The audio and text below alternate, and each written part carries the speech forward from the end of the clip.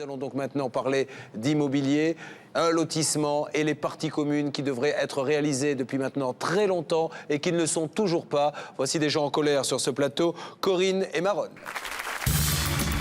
Corinne et Maronne sont en colère. Ils ont acheté une maison dans un lotissement truffé de malfaçons. Les égouts débordent, les routes sont impraticables et une butte de terre jonchée d'ordures manque de s'effondrer sur leur domicile. Bonsoir à tous les deux, bienvenue sur le plateau de Sans Aucun Doute. C'est quand même catastrophique ce qui vous arrive, parce que ce n'est pas un simple problème de partie commune, il y a également des malfaçons et il ne suffit pas de venir mettre un petit peu de béton sur l'allée qui arrive chez vous qui n'a pas encore été faite, il faudrait pratiquement tout revoir, monsieur. Il faut tout enlever, oui. C'est carrément... Parce qu'ils ont mis le lotissement sur une décharge publique. C'était une décharge, en fait. Et tous les 2 jours, il y a des rochers qui bougent, il y a des éboulements de terre. Et vous avez des raisons d'être inquiet, car nous le verrons également, dans une résidence pas très loin, faite par le même promoteur, il y a déjà des rochers qui sont tombés et qui ont explosé la maison. C'est tout à fait dangereux. Même la mairie, ils ont venu une fois, il y a un expert qui est venu, il voulait nous évacuer de la maison. Et impossible, quand vous vous déplacez, monsieur, Est-ce qu'on vous donne une explication au moins? C'est-à-dire, ils viennent, ils disent qu'on a raison, qu'ils vont faire les travaux. Mais c'est toujours ça, c'est-à-dire, c'est pas qu'ils disent on va rien faire, non. On va faire demain, après-demain, dans 2 semaines, dans 3 mois. Mais ça fait 3 ans comme ça.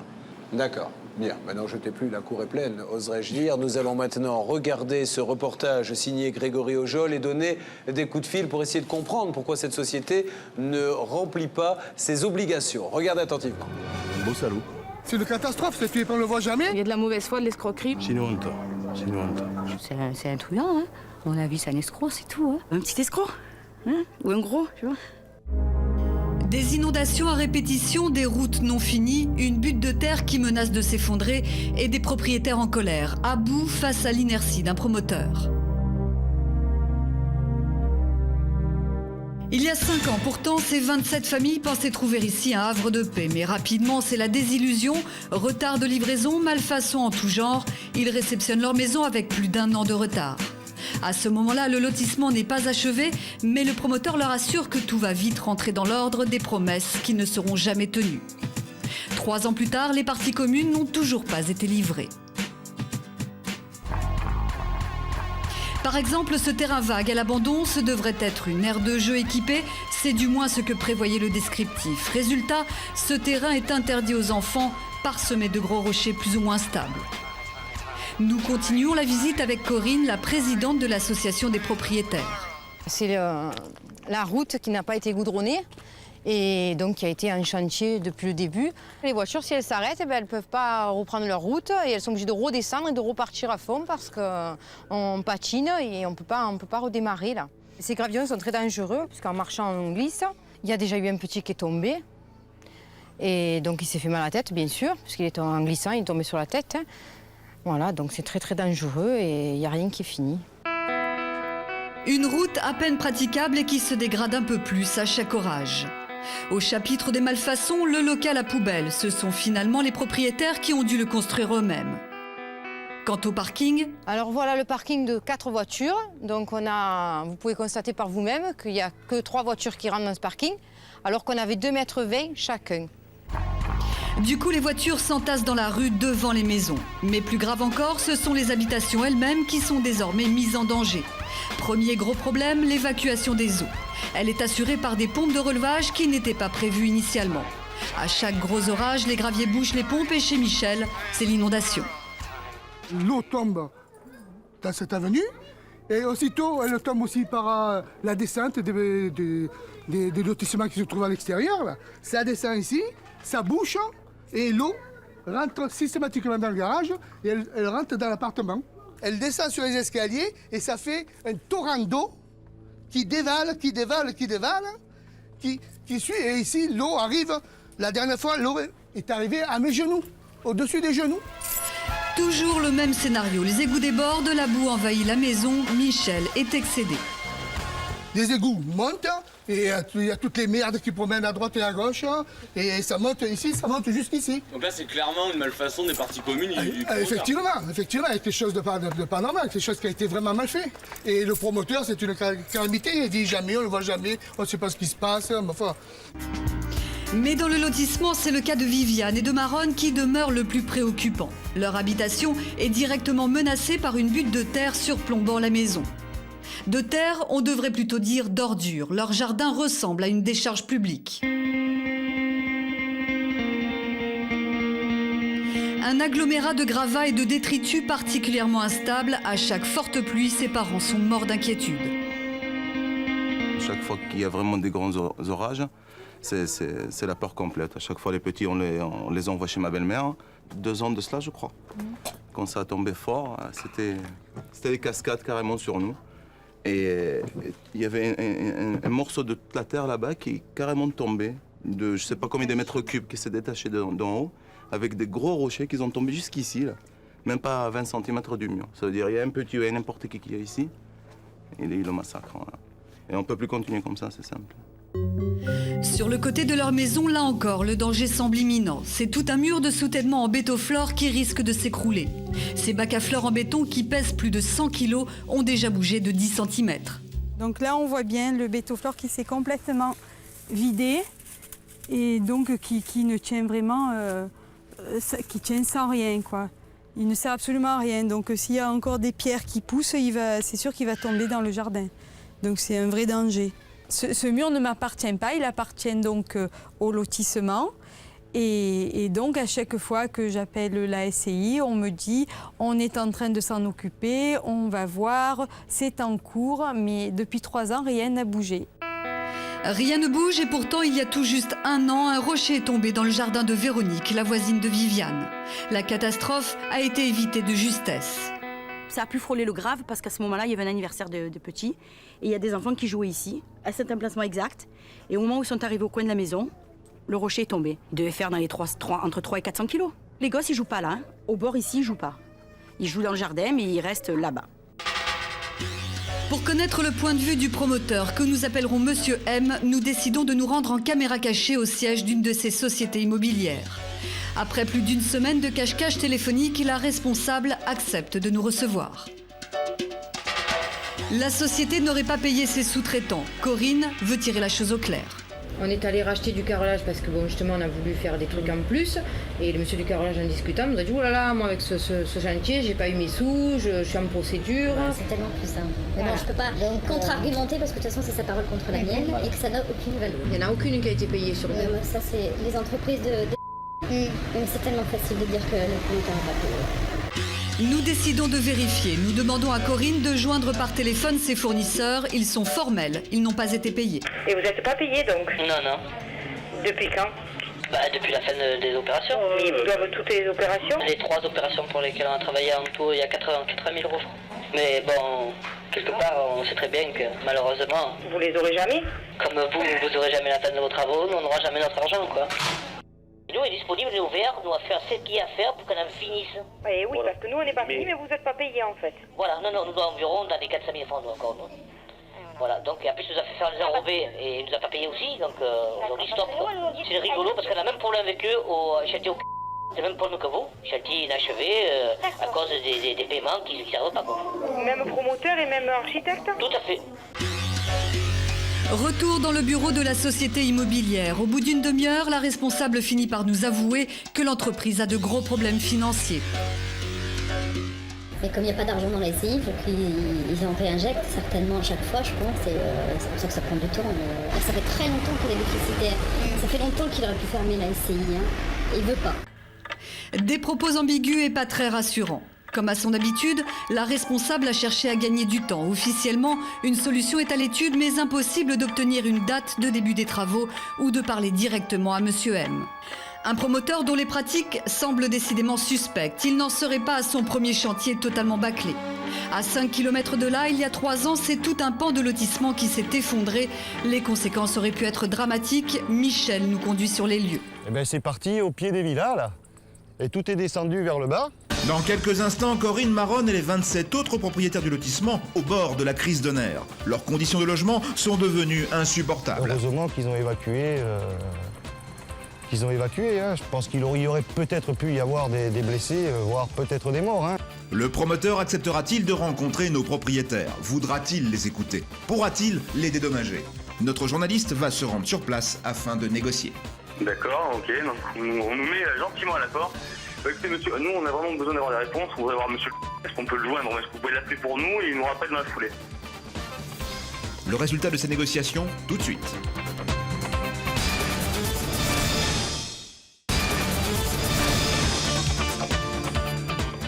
Il y a quelques instants, nous recevions Corinne et Maronne.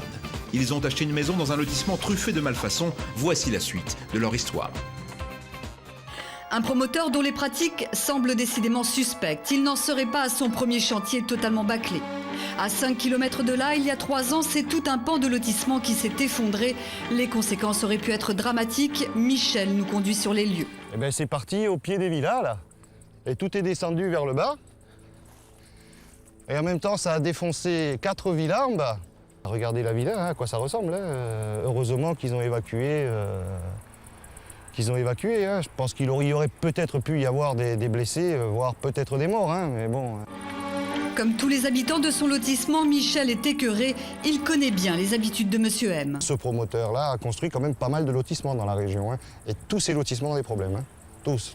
Entre des villas qui s'ouvrent en deux parce qu'elles sont mal faites, toujours pareil, les parties communes pas finies, les espaces verts non plantés, voilà. Je peux vous garantir que s'il met les pieds dans le lotissement, voilà. Ça, je peux vous garantir, on fait un trou dans la butte et on plante un arbre. Hein. Voilà. Ça, c'est le sentiment général. Faudra-t-il attendre un glissement de terrain pour que les choses bougent enfin dans le lotissement? Ce promoteur qui possède des dizaines de sociétés immobilières dans toute la France tiendra-t-il un jour ses engagements? Un reportage signé Grégory Ojol. C'est vrai que vraiment vos filles, vous les envoyez chez votre belle-mère ou votre mère? À chaque fois qu'il pleut, à chaque fois, tous les jours, de toute façon, on regarde la météo. C'est la première fois que ça fait 3 ans, je regarde tout le temps la météo, si c'est vraiment il y a des orages ou quoi. Les enfants, je les envoie chez ma belle-mère ou on monte au 2e étage. Qu'est-ce qu'il devrait y avoir à la place de la décharge que l'on a vue? Déjà, il fallait l'enlever. C'est ce qu'ils ont dit qu'ils vont l'enlever. Ils ne l'ont pas enlevé. Et c'est d'une façon... Elle n'est pas bien tenue. En plus, ils ont un mur de settlement qui ne tient rien du tout. En fait. Maître Fellono, maintenant, qu'est-ce qu'ils doivent faire? Bon, bien sûr, on va essayer de les aider, mais qu'est-ce qu'ils peuvent encore faire juridiquement? Alors, malheureusement, ils ne peuvent pas intervenir dans ce chantier-là, car le seul maître d'ouvrage, c'est-à-dire celui qui a la responsabilité du chantier, c'est le vendeur vis-à-vis des entrepreneurs. D'accord. Les travaux n'ont peut-être pas été terminés parce que les gens ne sont pas payés, mais ceux qui ont été faits ont été mal faits. Donc là, les entreprises doivent le reprendre à leur compte, elles sont assurées pour ça. Qu'est-ce que vous attendez aujourd'hui concrètement de cette émission, sans aucun doute, monsieur, madame? Moi, surtout, je veux qu'ils fassent les travaux, qu'ils me sécurisent la maison. Nous allons donc donner les premiers coups de fil maintenant, si vous le souhaitez, et appeler, si vous le voulez bien, la personne responsable de cette société. C'est parti.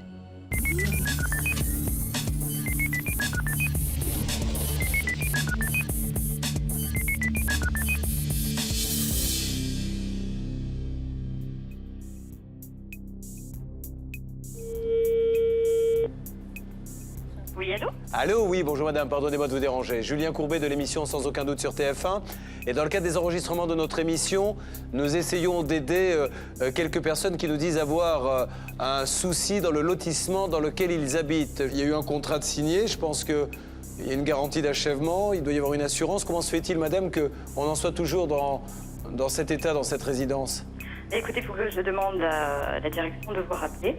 Alors, juste une seconde, Maronne. C'est madame chaque fois qu'il vient qui est responsable pour nous parce qu'on la voit. Apparemment, c'est vous, madame. Si je me suis permis de vous appeler madame, c'est pas pour vous déranger, c'est parce que c'est vous qui vous déplacez. Voilà. Donc vous êtes au courant. Écoutez, moi, en tout cas, il faut que je demande à la direction de vous rappeler. Je n'ai pas la possibilité de vous répondre. Ah, vous ne pouvez pas vous exprimer, c'est ce que vous voulez nous dire. Pardon? Vous ne pouvez pas vous exprimer. Je vais demander à la direction de vous rappeler, oui. D'accord. Alors, vous leur dites d'essayer de faire vraiment très rapidement, si c'était possible, dans les 30 minutes à venir, parce que je ne voudrais pas que cette émission soit diffusée sans qu'on ait eu une explication rationnelle de la part de votre société. D'accord. D'accord? Merci madame, je vous numéro. passe un assistant qui vous donne le numéro. Merci. À tout de suite, j'espère. Nous allons, le temps que la direction nous rappelle, si elle nous rappelle, nous allons très rapidement le savoir, essayer d'appeler un autre numéro pour joindre un dirigeant. C'est parti. Le dirigeant en question est injoignable. Nous appelons le siège où un comptable accepte de nous parler, mais ne nous donne aucune explication. Son patron ne nous rappelle pas. Quelques heures plus tard, nous rappelons donc la SCI. Nous allons réessayer d'appeler une nouvelle fois la succursale sur place dans le sud. C'est parti, la régie fait le numéro.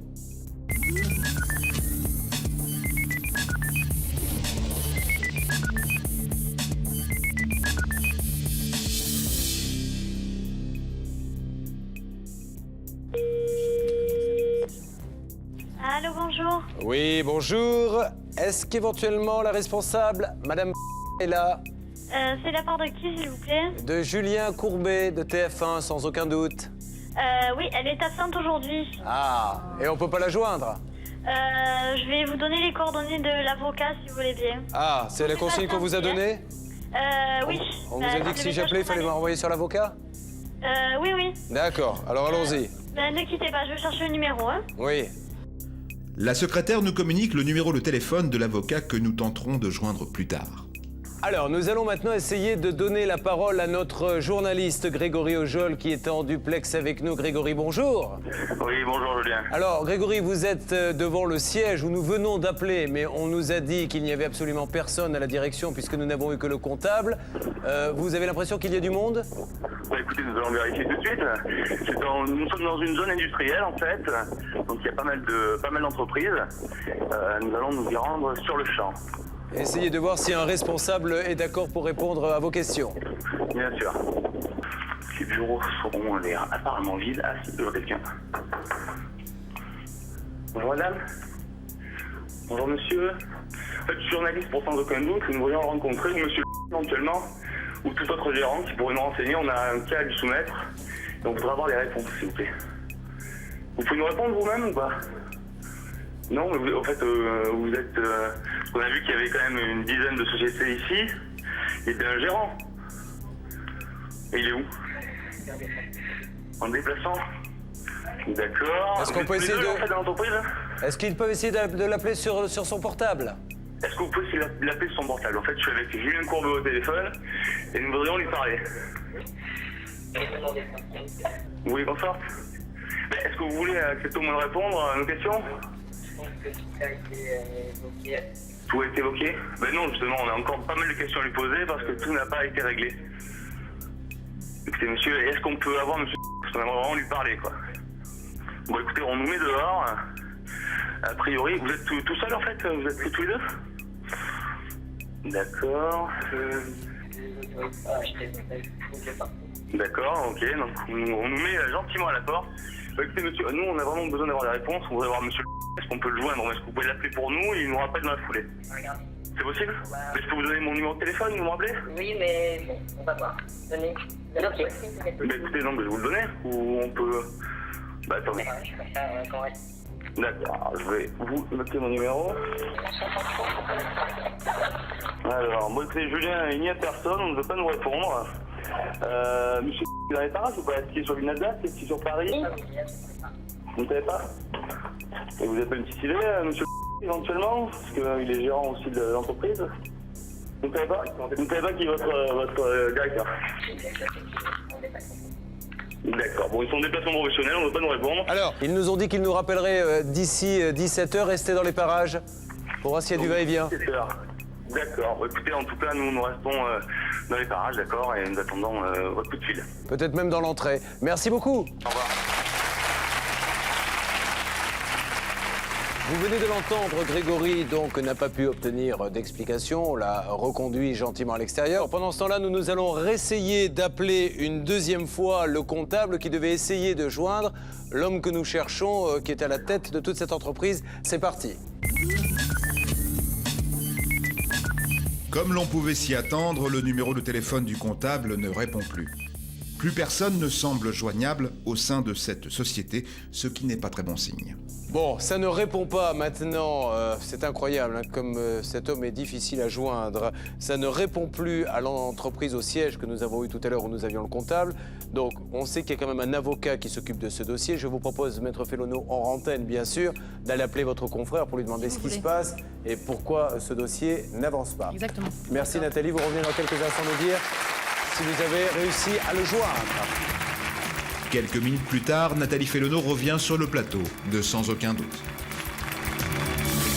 Nathalie, nous vous écoutons.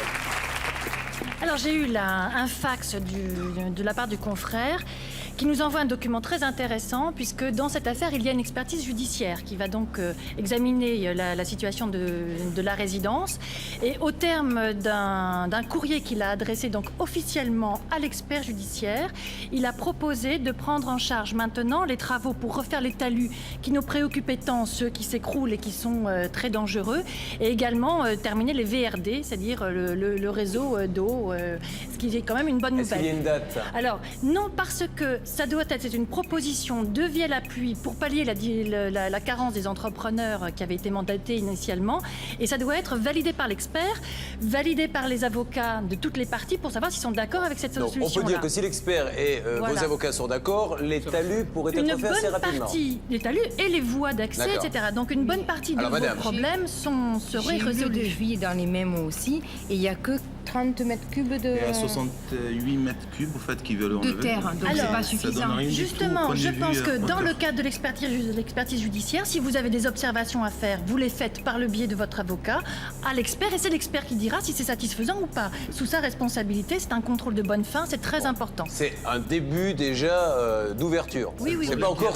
beaucoup de promesses, quoi. À chaque fois, ils disent que la semaine prochaine... Les devis ont été faits depuis bien longtemps, puisque nous, les travaux devaient être faits au mois de juin. Donc les devis étaient déjà faits. Écoutez, là, ce sont des devis qui sont de septembre 2004 et une lettre qui a été adressée à l'expert le 27 septembre 2004. Alors, je pense quand même qu'on peut y accorder au moins un crédit. Il faut leur laisser leur chance de régler cette chose à l'amiable. C'est un pas, je pense, cette lettre servira aussi de pièce si ça n'avance pas et si vous décidez d'attaquer, on est d'accord?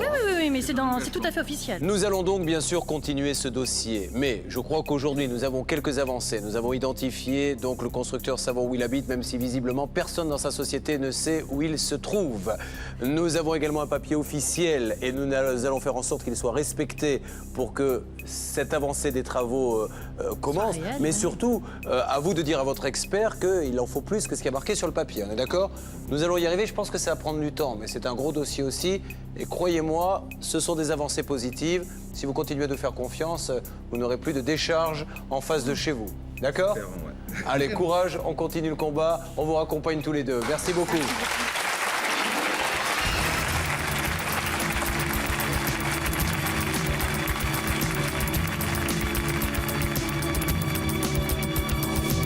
Merci. Voilà, merci beaucoup à l'équipe, à toute l'équipe de Sans Aucun Doute. Tout le monde, là, franchement, super. Merci beaucoup.